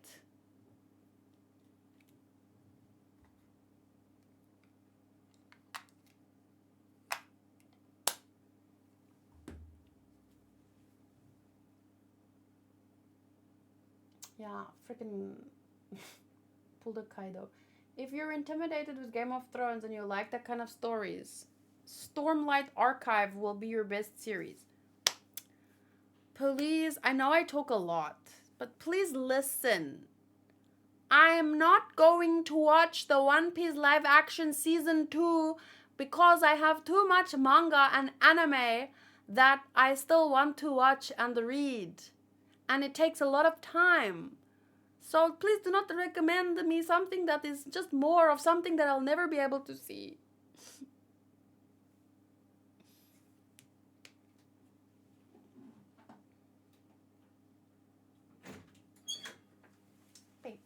I'm gonna finish soon anyway, but... Yeah, I'm gonna brush my teeth and... Go to bed. Okay, see you soon. Okay. Your video. Oh, I'll post it. Thanks. Oh, I don't know, man. One Piece is too fucking vast. And these chapters are introducing like almost a whole new story. Like this whole arc. It's a prequel to the One Piece that we know. But instead of like deepening my understanding, it just raises more questions. So I'm like at a loss of what to talk about because it's like starting a whole new show and you want to say, I don't know enough yet. Like, I have to wait and see. It's strange that one of the 5 elders would show any concern about the human lives. Was he really concerned? Why did Top Man Warcury raise the issue about a lot of people living in Lelouchia? Why does it...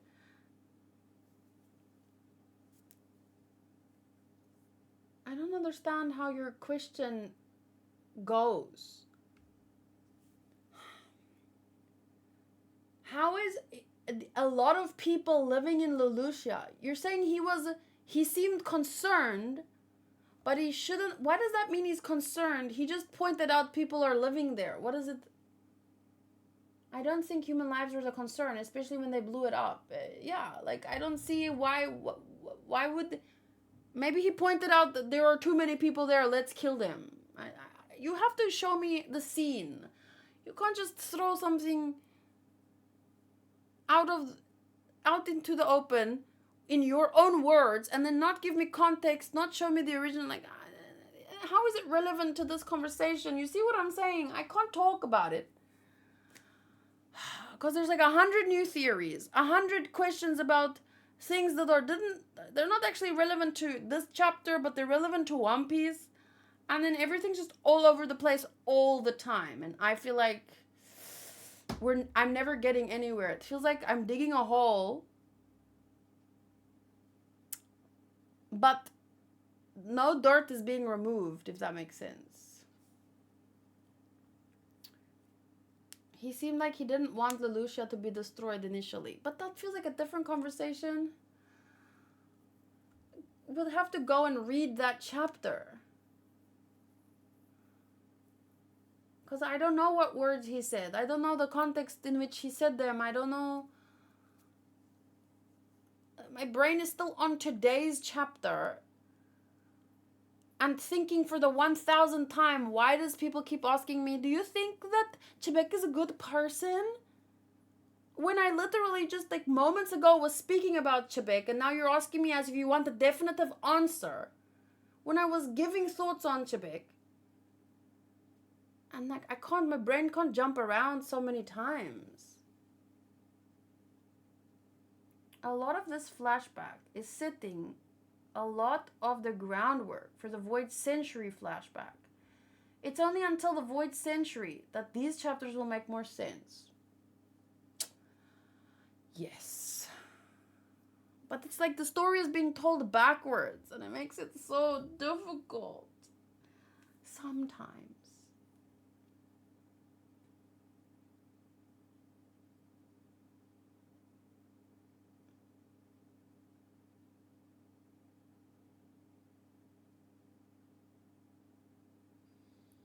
Rasengan Master says, I feel like he brought up the amount of people in Leloucha to be like, man, isn't it a shame? So many people. Oh well.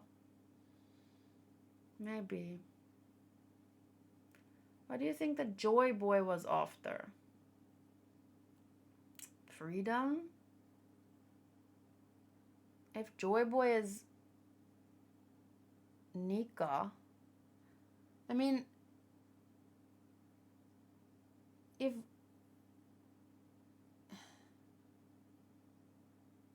Joy Boy is linked to Nika, then I would say freedom. But the funny thing is, well, freedom is a funny topic because people have different concepts of it, right? Because to some, freedom can be very chaotic. If you can do whatever you want and take whatever you want, and then it's like a world where the powerful have them do what they want, and actually that doesn't feel very free, because what about the ones who don't have the power to do what they want in the same way? So freedom itself is a very interesting topic. But if the world government or the Gorosei Imu, if Imu is like that absolute control, maybe there will be an absolute freedom, but then you kind of need different interpretations of that. So maybe, for example, teach will be the kind of negative take on freedom, where it just ends up being the strong lording over the weak because they can, because they're free to do that. But then you have a Luffy's kind of freedom.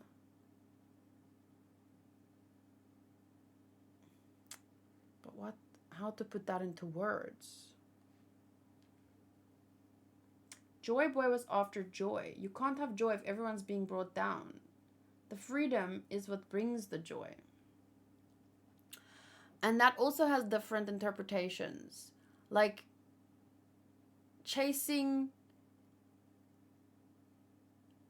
that instant gratification versus pure joy, happiness that comes from a feeling of a freedom and da-da-da-da-da.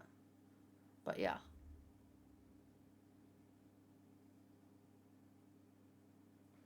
The flashback is so good that we forget how messy are the things in the current timeline. The bibliothèque is on fire, the kids are in danger, the Straw Hats are in trouble, and Emu is doing things. It's interesting that Emmett says he failed to make Joy Boy king. I wonder if there's some overlap with Davy Jones' title of King of the World, but that seems a bit contradictory to what Joy Boy represents. First user Nika, because he took control. Second, Joy Boy awakened. With control, he helped with revolution against Emu. And third is Luffy. What I find interesting is that it seems Shebek didn't know about the potential to have more than one devil fruit. But obviously, Blackbeard knew enough to try. So what did Shebek miss? But maybe he knew, but knowing you can do something and whether you should do something is,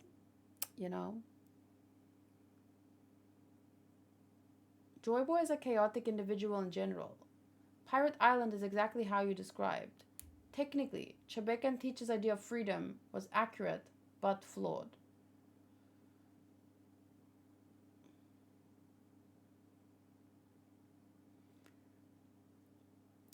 They have two different ways of bringing freedom. Teach and Shebek want to rule, to instill freedom, while Luffy wants people to rule themselves. I don't even think Luffy wants people to rule themselves. Luffy doesn't think so much about other people. He just thinks, I want to do what I want to do and you do what you want to do. So if you want to be ruled by someone, you can be ruled by someone, but it's not going to be me. You see? There's actually a really interesting topic there. Since we are talking about Luffy, I recently spoke to someone and they said that this fandom has become way too reactionary. It wasn't that long ago when people insulted Dragon for not trying to save Ginny. Now, it's all praise for him and insult for Garp. Can't we appreciate both characters for what they are? At this rate, they might flip on Luffy next when they realize that Luffy doesn't care about things that happen outside of his bubble. And then I thought it was interesting the way that he said, Luffy doesn't care about things that happen outside of his bubble. So I replied, this is not entirely related, but I recently started watching Superman movies. And over the weekend, one thing that hit me, because I was watching Superman Returns, is that no matter how strong he is, or how much he cares, there's no way that even Superman, an actual hero in fiction, there's no way that even Superman can save everyone. Luffy, of course, is not a superhero and has made it a point to say that. I'm not a hero, I don't want to share my meat. But to say that Luffy doesn't care about anything that happens outside of his bubble is a very crude way to summarize his character, in my opinion. To me, it's almost no better than what he's saying people were doing to Dragon and to Garp, like crapping on them for... I said that it reminds me of the phrase, putting a negative spin on something. So that means to distort or interpret an event or information in a way that makes it seem worse or more unfavorable than it might actually be. Which is exactly what he was complaining about people complaining about Dragon not saving Ginny. Now they're saying this about Garp. So they're basically keep putting a negative spin on these characters when they're just not being good enough or doing enough. So anyway, I'm not here to argue about Luffy's character. I just wanted to put my 2 cents. I wanted to give my 2 cents on the phrasing.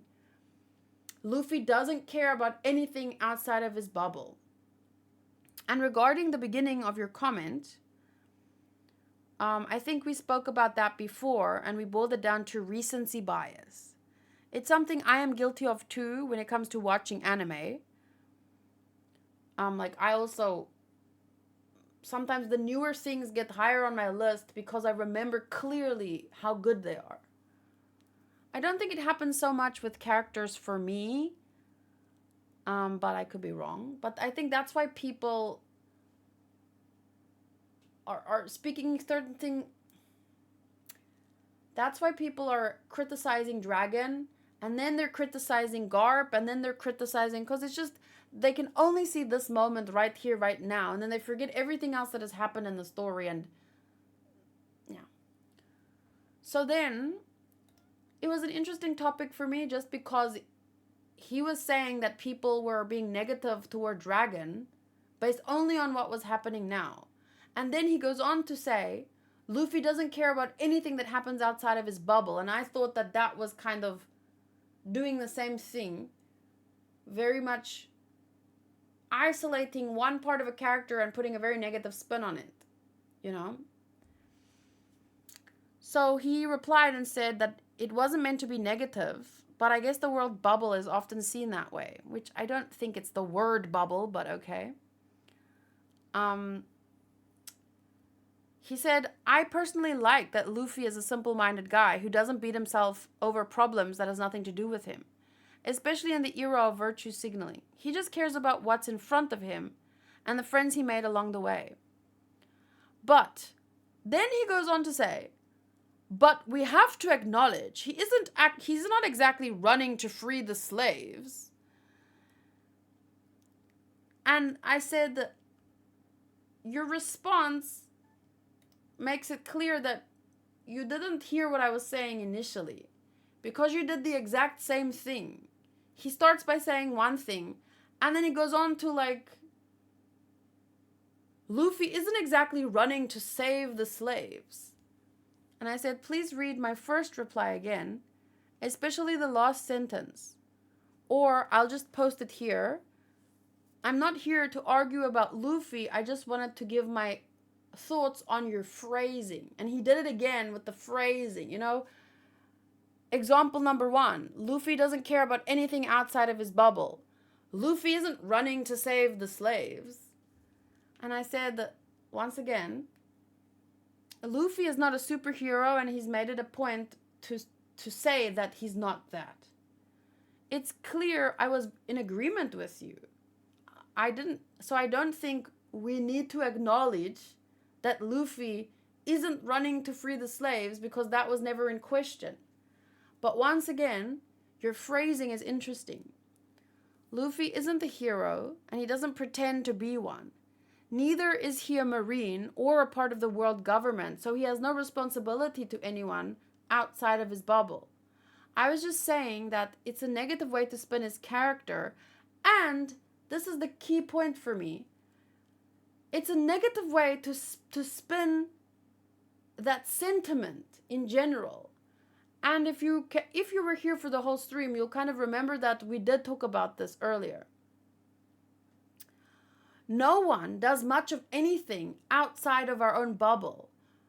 Not even an actual superhero, an actual fictional superhero, can save everyone. All the average person can do is take care of the people in our innermost circle. That's how you say that. I don't not care about anyone outside of my bubble, but we can only really take care of the people in our innermost circle. That's all we have time for. That's all we have. Let me just read what I said, otherwise I'll trail off. All the average person can do is take care of the people in our innermost circle. And that, from what I've seen in my personal life, will be like a ripple effect that enables others to do the same. For example, Luffy helped Vivi. They were not even she wasn't part of his crew or anything. But when Vivi needed help, someone close to him, someone he could see, when she needed his help, even though it was something at that point that was above what maybe he could achieve easily at the time. He had to really fight for her country, for her.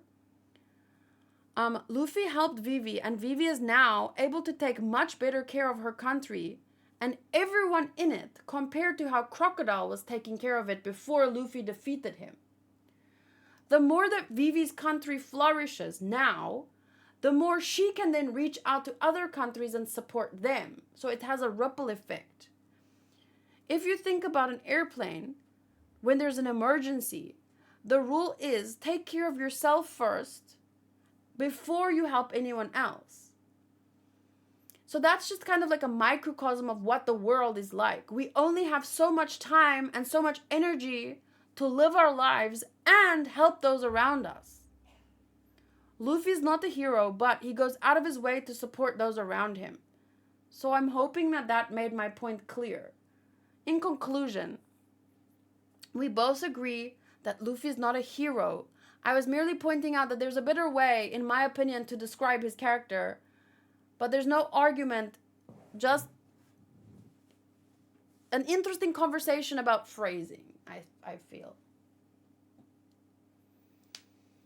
His phrasing should have been bad things that Luffy disagrees with exist at the same time as him, but he doesn't actively seek them out because it's outside of his reach and his awareness as well. But when they are within his reach, he takes care of it as much as he is empowered to do so. Because we look at what happened in Shabondi. He couldn't even save his friends. Now you want him to charge at Marijoa? I mean, he's stronger now, but what do you want him to do? It's so crazy. I don't know. It just made me feel like Luffy might not be a hero, but he is too many. He might not want to be a hero. He might not be Superman, but actually what he's done, what he's been able to do, yeah. Interesting. It's just interesting. As someone whose family is persecuted for their political beliefs by the government in my country, I sympathize with Dragon the most of all. But everyone is free to like who they like. I also really like I think some characters are honestly being looked down on only because people imagine, oh, this character should be doing that and should be doing that. But they don't really understand what it means, like what is possible for that character and what do you do in your life? Like, just try and, like, I know there are these big characters that do these awesome things, but I like the characters that are more kind of relatable to me. And I mean, Dragon is way further than anything that I could do. But still, it's a little bit closer to a realistic character that I can understand and, like, conceptualize. Like someone that is thrust into this world where suddenly he looks around him and he's like, what is this? This is what the government is like. This is the truth of the world. And in that moment, all he can even try to do is save one baby. And then he couldn't even do that in his own mind. And he just feels absolutely defeated. But despite that, he goes on to make the rebel army, you know? So, I mean, that's something to really look up to, because he's doing something more practical, understandable, digestible to a real human being. Because he doesn't go on a giant ship with giant powers off to save the world. No, he's, in a very difficult way, he's making an army that needs funds, that goes out in small groups, not to save people, but to empower them to save themselves if they so choose. That's so real. And he does that despite putting his family in danger. So he has to distance himself from people that he loves. And he loses people that he cares about because this is a fucking war. So, like, characters like Dragon are so real. I love them too, yeah. And that's why it kind of annoys me when everyone's like, oh, what do you think about Chebek? Is Chebek good? What do you think about Chebek? Chebek is the best. Chebek. And I'm like, yeah, cool, great, interesting. But I'm tired of the same questions every week. And I feel like I just want to bring more focus to the whole, everything that everyone's doing, you know? Because it all fits together to make the whole story.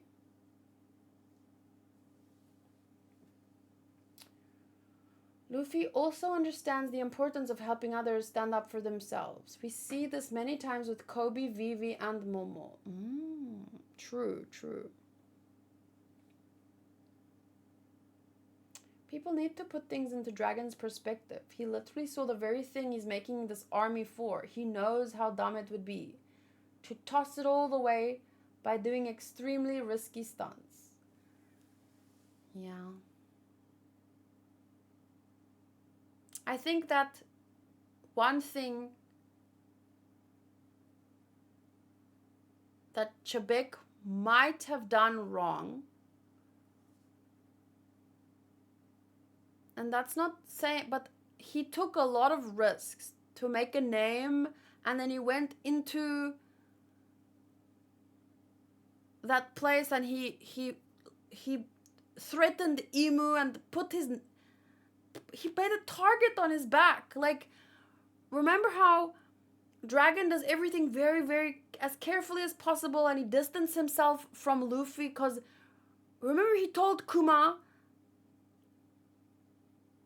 like, he knew people were going to come for him. He knew, and he doesn't want anyone to join him.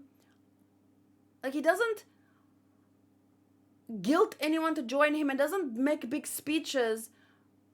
People, because it's a dangerous job to be part of the rebel army, and he tries to stay under the radar, and he tries to, like, support people, strengthen them so that they can fight for themselves, because I think that is a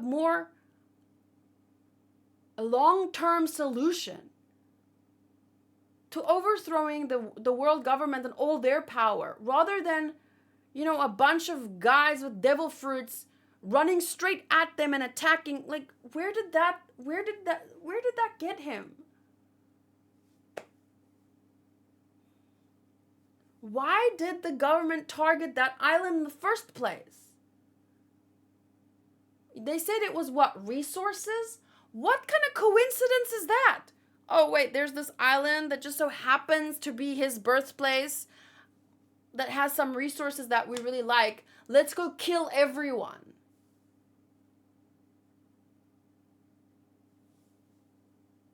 I don't know. Could it have been a coincidence? Or did his threat to Emu cause, oh shit, let's find who's this guy? Where's he from? Let's fuck him up before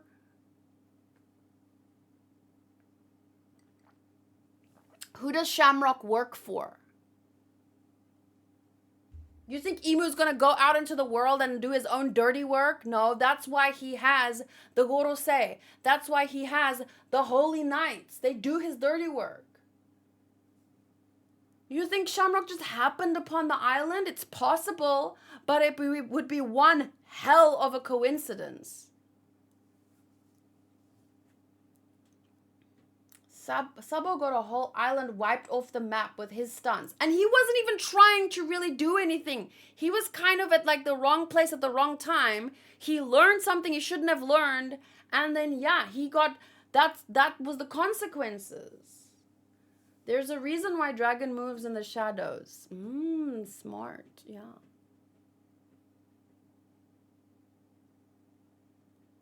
And that's also why when he needs to do the dirty work, when the stakes are high enough, he possesses the knights, But he doesn't go out and do grunt work like, okay, research for me who is Chebik, where was he born, what, blah, blah, blah, blah, blah. You see, because the first thing you do when you want to take someone very strong down, you target their family and their friends. You lure them. Maybe that whole island that whole game was a plan to lure Chebik there to his homeland, because maybe in order to Domi Reversi, he needs to be on his homeland. And he almost freaking killed his own wife and child as a result. I mean, I'm not saying it's true. I'm just saying it would be really one hell of a coincidence. And on top of that, another coincidence that the 2 times we've seen Domi Reversi being used just so happened to be on the homeland of the people it was used on. Why are only giants being Domi Reversi in the current present? Did we see anyone else? Not saying it's real. I'm just saying, once again, it's a good theory.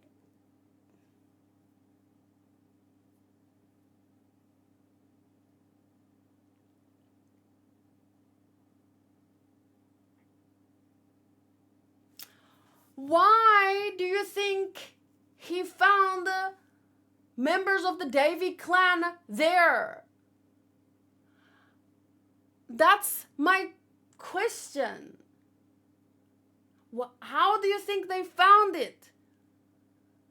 Chebik literally came to Emu in his face and told him Davy Jones, blah, blah, blah, blah, blah. And now suddenly, a little while later, Garling just so happens to find his birthplace where Davy Jones people are. And you don't see what I'm saying about the coincidence.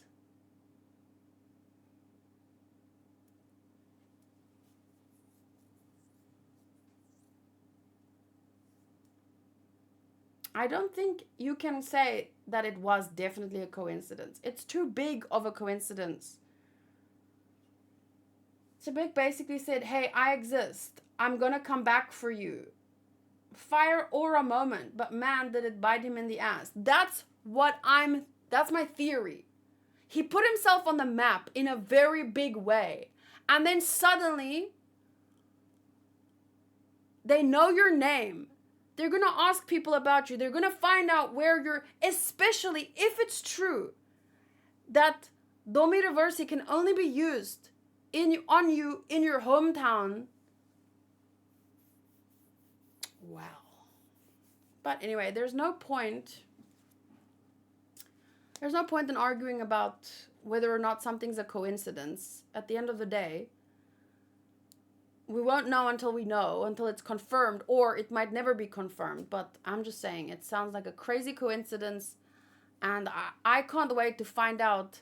I can't wait to see the moment. I know it sounds terrible, but I can't wait to see the moment that Domire Versi is used again, because then we'll know. If it's for a third time used in someone's homeland, then you know, oh shit, well, it has to be a kind of condition that has to be met. If the next time it's used, it's not, it's, let's say, I don't know, Nami gets Domire Versi in Elbaf. Well, then you know, well, okay, no, it's nothing to do with that.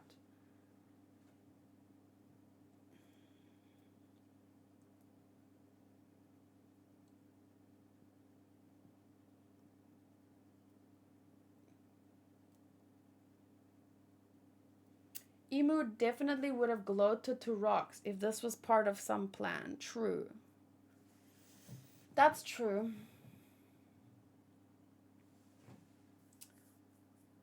Funk Hazard says, I don't think it's a coincidence, the Domire Versi. It explains why they want a one-world government. Oh, because if... Oh, yeah. Huh. That could be it.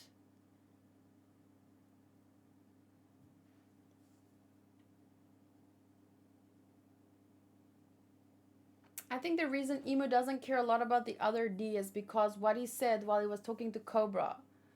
The current D people don't even know what they are. So he doesn't... Yeah, it's more about the knowledge. Once you know, what can you do with that knowledge? But ignorance is a... What did the Lloyd say in a recent episode? Ignorance is a weakness. Ah, shit. Emu's gonna fuck with the village one of these days. The village?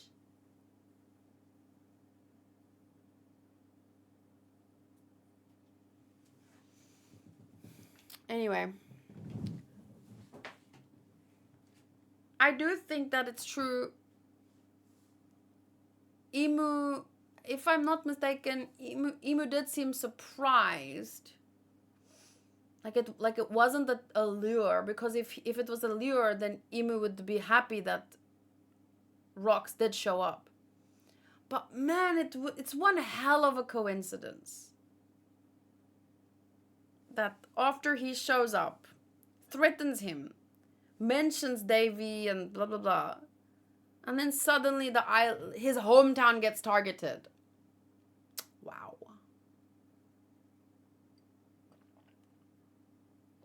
Oh shit, yeah, Luffy's hometown. No, don't say that. Windmill Village, no. Protect the lady and the whoop slap. Isn't the chief literally called whoop slap? Oh no. And isn't there like, she had a baby. Whose baby is it? I want to know. Oh my god, guys, how are there these many questions in a story that is 1,100 chapters long? How do we still have this many questions?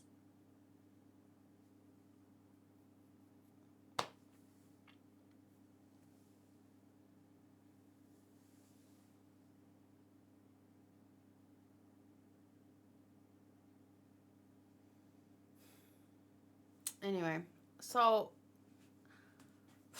I'm gonna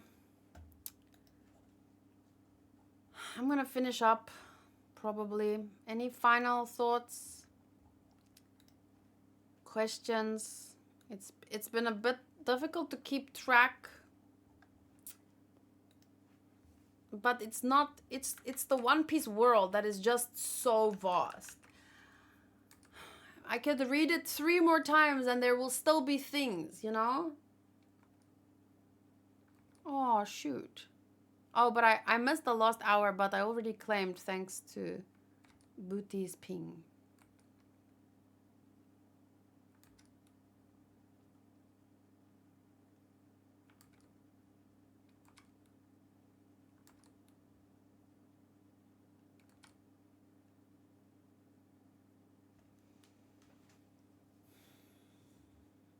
The story was only going to be 5 years too.